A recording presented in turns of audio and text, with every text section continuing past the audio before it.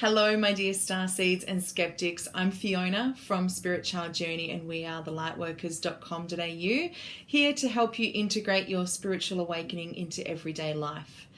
In this video, we want to talk about the question, why did we hide our light?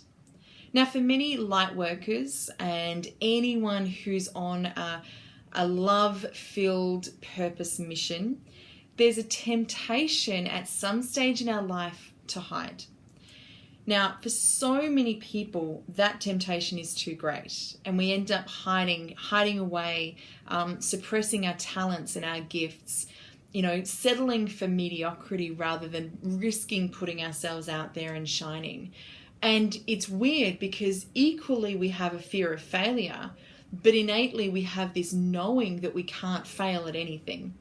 There's a knowing that we will succeed. And that is something that scares the light worker more than the fear of failure, because we know that the only way to fail is to not try. And so that's why we don't try, because it's safer that way. But why is this? I was posing the question, and I'll post the article below, my original thinking around this. But for generations, for millennia, people of the light have been in danger. And so many generations, this has been proven time and time again, over and over and over again, where light workers or walkers have come through to Earth and been condemned for their abilities or condemned for their message. And it was really dangerous at certain stages. Just think about even recent incarnations. Someone like Nelson Mandela, with his attitudes and beliefs, was locked up and hidden away. People that have a desire to make the world a better place, a curiosity to figure out how can we all get along, this innate knowing that love is the solution to everything, and a kindness and a gentleness. They've been shunned or been taken advantage of. Jesus was nailed to a cross. An entire generation of witches were burned for their abilities. And I really got to thinking about this and recognizing that being a light worker or being magic or being too spiritual, according to somebody else's definitions, can be dangerous because it means we are actually very uncontrollable. What do I mean by that? So whenever we go on a path of embracing our uniqueness, embracing our light, our true self, our love, we become someone who doesn't need anything outside of us. Spirituality is a deeply personal journey.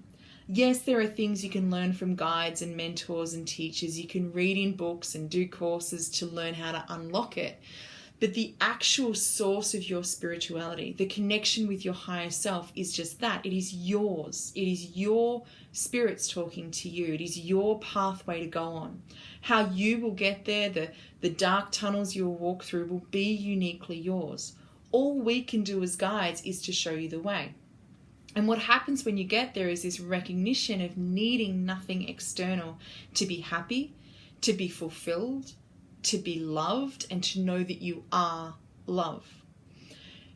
Think about anyone who goes on a journey of enlightenment. The most enlightened, or the people that we consider to be the most enlightened on our planet over the generations, have been people like monks, who need for nothing external.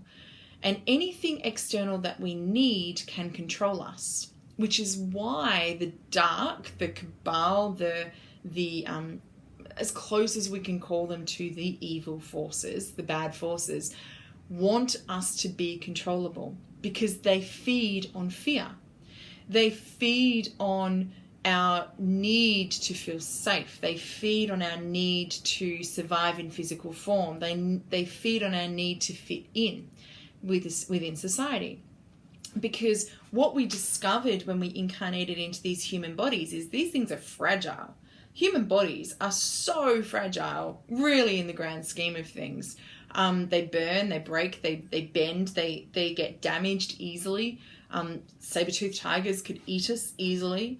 And so we discovered that as humans, it was safer to stick together. Even though we were separated, we found safety in numbers, and we learned to get along. And we learned the 3 survival emotions of fear, which keeps us from running off the edge of a cliff; anger, which gives us the strength to respond and the strength to preserve our boundaries and protect what is dear to us; and sadness or compassion, to enable us to do it in a way that we can work together with others.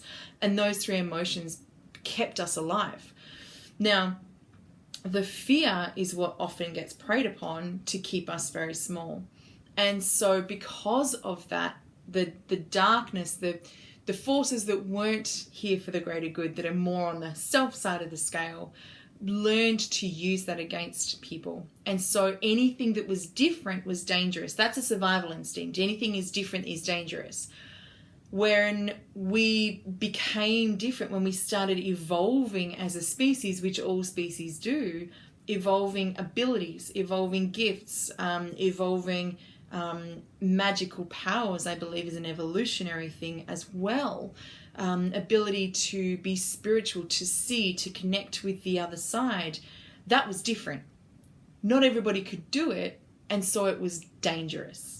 It was considered dangerous by people that couldn't do it, and so it was then condemned. Now, back in the Dark Ages, there was physical needs to stick together. Physically, we were incapable of survival for long periods alone. And so to live a longer human existence, we learned to look after and take care of each other. However, physical strength was the height of safety. And so we look at it as we go through the ages, as we go through the evolution of society. Physical strength was revered because it was what kept most people safe. Spiritual people didn't always have such a physical strength. It was more of an intellect strength or an emotional strength. But against a saber-toothed tiger, that wasn't always as safe. So when we think about safety as we know it and society as we know it, we've existed as a society like this for less than 100 years, where it has been physically safe to be the weaker sex, where we can physically take care of ourselves. It's only been the last 20, 30 years where we've physically been able to have anything we want done for us, regardless of our own abilities. You know, there's been so many advancements in technology, which is why I believe as part of it's safe to be able to shine again, because only recently it's been safe to do so and not be in physical danger. So we hid our light because it was a physical danger. It was a physical risk to survival if we shone. And remember, when we come into this life, we don't remember that we're eternal beings, not necessarily. And so for most people, we're a bit afraid of dying, rightly so. Because when we die, the soul exists forever, but this personality, this life, this who I am today doesn't. And the more we can reconcile that the soul is eternal, the longer we actually want to stay here, because we're here for a purpose. We're here to learn lessons. We're here to experience things. And think about it, it takes a good, 10 to 15 years to be able to move this physical body. So we want to not waste that time again in another incarnation, in another body. So we do want to stay here as long as possible. So physical survival became very important. Now, for light workers specifically, or anyone on a spiritual journey, back in the bad old days, we had carrier pigeons to get messages to other people. We had to take long journeys on foot, which were very physically dangerous. And because of the physical strength, the dark forces, the ones that wanted to maintain the fear, that were feeding on it, were making money out of it, were getting successful out of it, and their power came from that fear, really wanted to make sure nothing could disrupt that. Because when people were afraid, they were in control. And so anyone that they couldn't control, they didn't like very much. So this is when you look at the historical times of the magic purges, and things being completely, entire understandings, there's a whole bunch of our history that we just don't know because it was burned in wars. and lies or rewritten history was put in its place. And so we learned long ago, and I believe I've got a lot of past life connection to the Druids and the Celts, and I'm always fascinated by that kind of work. So I'm delving deeper into there, and I'll keep sharing. Thinking about the witch generations as well, so many women were burned at the stake, right? Witches or not, they were just burned if they didn't like the look of you. So we learned to hide. It was safer to hide. Otherwise, all of this knowledge would have been lost. So there are little threads of knowledge that have persisted through staying alive. So our job was stay alive so that we can pass on the knowledge. It was more about staying alive to help, and hidden in the shadows. Don't shine too much, because if we shone too much, we'd be seen. And if we were seen, we could be judged. And if we were judged, we could be cast out. And if we were cast out, we could be killed. So there's this real sense of, it became a survival instinct to hide, to shrink our light, to make sure that we didn't talk about this stuff. And think about it, when we go on this journey, I don't know about you, but for me, when I first started on this spiritual journey, I was like, I am not going to talk about this. I didn't want to risk the judgment. Even though we live in a world where physical death, they don't burn so many people at the stake anymore. Think about what they do. You speak up about something. Gosh, some of these videos that I'm putting out there and messages that I talk about and believe now, and a lot of my clients talk about and believe as well, people have been committed to psych wards for. There's a whole conspiracy theory, if you like, around pharmaceutical, that it's easier to drug the people that are coming with these new abilities and these gifts to keep them small. Because again, if they got out, if these incredible children with this energy and this vision and this way of seeing the world were allowed to express themselves, then a lot of the problems in our society would go away. And there are a lot of people that make a lot of money from the problems in our society. So rather than embracing these gifts, we label them. We call them ADHD and give them drugs. We call them autism and give them drugs. We call them bipolar and give them drugs. We find anything that we can do, anything that's even slightly different, and medicate it until it fits into a sameness box. I'm incredibly grateful that through my upbringing, we found alternatives to the medication so that I didn't have to go down that pathway. But that is what is going on for these generations of light workers and star seeds, especially in the last 100 years. Generations of the new children that are coming through that are being born physically different. Their DNA is physically different to compensate for where the planet has moved in the solar system, and it doesn't fit the box, it doesn't fit the mold. And so what happened was we'd learned to suppress or be suppressed. So then when it comes to awakening or fulfilling our purpose or living our mission, many of us experience such a deep level of fear. And there's that beautiful quote by Marianne Williamson, or re-quoted by Nelson Mandela. It is not our darkness that most frightens us, it is our light. And we think to ourselves, who am I to be fabulous and talented and brilliant? Well, my dear, you are a being of God. And so who are you not to be? And so for me, my interpretation of that is that we are all this source energy and we are all this love and light. And we are meant to be, whether you do it from a religious point of view or not, we are meant to be here to bring this vibration. I think it goes on to say, our playing small does not serve the world. So we don't serve people by playing small. Playing small, all it does is perpetuates the low vibration. For the light workers and the starseeds, we didn't come here to match their vibration. They put the call out that Earth and humanity was struggling and getting trapped in darkness, and there are many reasons for it. And we were here not to meet them in their struggle and join their struggle, We were here to meet them in their struggle and help them to break free of the struggle. And that is, we're here to meet them in the low vibration and help them expand into the high vibrations again. We're not meant to come down and shrink our light and snuff our light out, although so many of us, especially by the time I work with my clients, that light is so small. But it's about nurturing it and reigniting and re-sparking the flame. That's why I love candles so much. They are a reminder that when we share that flame, the flame from one candle doesn't go out. The flame, the light gets bigger. The more we can shine, the more we can ignite others, the more we can be a vehicle and a vessel for love and a high vibration and make this the normal, then the more we will be able to create a safe space for others to shine. Now, this is where I believe technology comes in.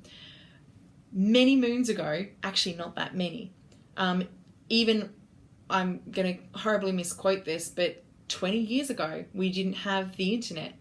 And so before the internet, before mobile phones, and before even light indoor plumbing and indoor housing and, lights, electricity in houses and things like this and cars, it took such a long time to get anywhere. Whereas these days, we can shine and connect with people that resonate and get us before that is snuffed out. So for me, when I first started this journey, I did it anonymously, which is actually why my channel is called SpiritChildJourney rather than under my own name. And it's because I was so afraid of shining. I was so afraid of talking about this weird stuff. I had a reputation and I had rules and I had judged those crystal wearing woo-woo people for such a long time. And for me, speaking up about this was scary, but not speaking up about it was killing my soul. And I was in such a conflict. And so I started an anonymous Facebook page and anonymous blogs. I didn't have my face on any of it. Even when it came time to start this YouTube channel, I wasn't going to do videos. And it took some encouragement from my beautiful clients who are light workers and doing a lot of amazing work as well, that it took a lot of reassurance from people that understand and agree and reassurance that I'm not alone for me to have the courage to shine, to put this out there. And I'm doing it because I know that I needed other people to do this for me. So I'm going to be this for you. Now, it doesn't make it less scary. What makes it less scary is the fact that when I did this anonymously, not even my family could find my page. And I put it out there and I had, I think in 1 week, I had 75 or 100 people like my message. And it was one of those thoughts that were a random 3 a.m. thought. Something that was really deeply personal to me and resonated with me, but I just thought I was loony and crazy and nobody else would agree with me. Because, in the small country towns where I grew up in, that was not a talked about thing. And in successful business, that wasn't talked about. And, there were so many things that are near and dear to me, which you guys are experiencing on my channel, that nobody in my physical reality was talking about. And so I put it out there onto this cyber world and found people that get me. And I've been able to find mentors this way and find people that physically we're not close, but mentally, emotionally, and spiritually, we are completely on the same page. And it's just this reassurance that I'm not alone, and which means the more that we can express the message, we can get it out there. Now, viral cat videos, I've talked about this a few times. I believe that they had to happen to show us how quickly our message could get out there. Because whether we're talking about disclosure of aliens or conspiracy theories around different things in our world, what happens these days is a single video can make it around the world quicker than the people that are trying to suppress it can suppress it. A concept, a thought, a movement of kindness and gentleness and love can happen so quickly that the evil forces have no idea what just happened, and it can change things. There's so much research coming out in the world about the heart chakras and the energy fields.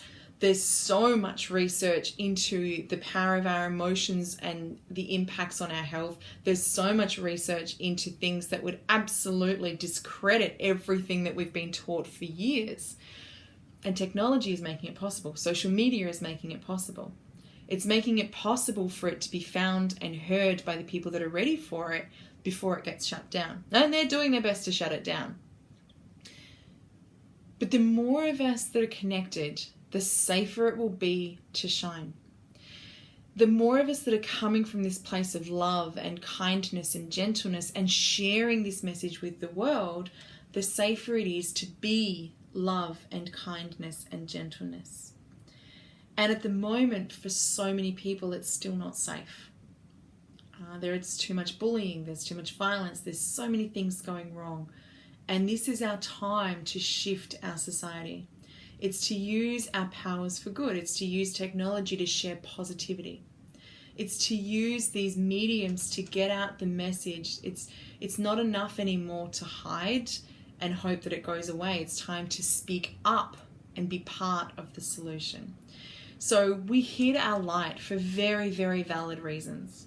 We hid our light to stay alive long enough for it to be heard. We hid our light so that we would fit in with those people that kept us safe, our tribes. We were survived long enough to get to an age where we could move our physical bodies and get out there and fend for ourselves. But now it's time to stop hiding and start shining. So whatever your way of doing that, whatever your unique expression is, it's time. Maybe it's starting a channel like this. There is plenty of space for all of us. Maybe it's music, maybe it's creativity and art. Maybe it's starting a business, starting a movement. Maybe it's simply being kinder, standing up to bullies in your workplace. There is something here that your life circumstances have led you to, and it is time to shine. Yes, it is scary. No, you are not alone. If you feel alone, reach out to a group. We have an online group where we connect at least monthly. We're talking about things, we're sharing this journey. So if you want to be a part of that, please feel free to let me know. Just connect with me below or send me a message. Connect with your tribe. Find your core, your spirit people, as well as your physical people. And together we can create the movement. When enough of us come online, the tides will shift. That's all it takes. It's an uprising. It's the love and the light will overthrow the darkness. You think about how much darkness it takes to penetrate a room. But if you take one candle into a dark room, the light goes everywhere. So I trust this resonates. I trust this gives you courage to put yourself out there, even if it's anonymously at first. But get the message out there. Find a way to shine. Until we speak again, take care of you, take care of others, and take care of the greater good. Much love. Bye for now.